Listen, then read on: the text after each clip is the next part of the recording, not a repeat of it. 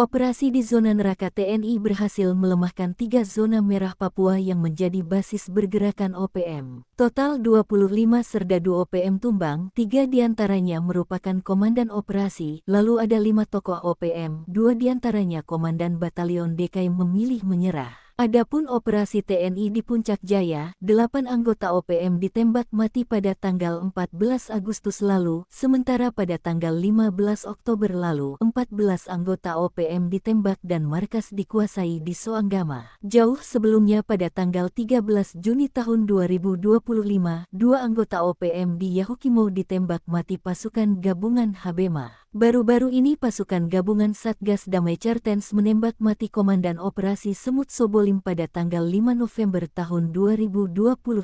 Pasukan OPM di Yahukimo makin lemah saat 2 Komandan Batalion DKI, Yupinus Bilambani dan Yusakum diamankan. Sementara 3 anggota lainnya yang merupakan tokoh OPM, Ferry Japugau alias Franciscus Japugau, Fabianus Sani, Januarius Sani menyerahkan diri pada Selasa tanggal 16 Oktober tahun 2025.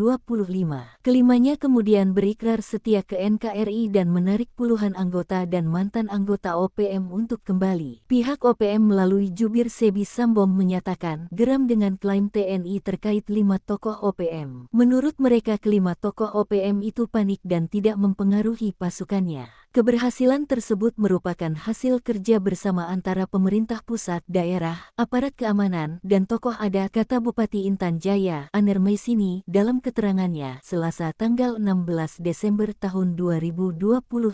Operasi gabungan 3 Satgas Komando Operasi ini tak hanya operasi tempur, tetapi memberikan bantuan kepada warga. Aksi ini membuat pergerakan OPM makin terbatas. Danyonif 754 Kostrat, Letkol In Indra Lutfiwe berpesan agar pasukan yang mempunyai julukan prajurit raja ini selalu berhati-hati dalam pelaksanaan tugas.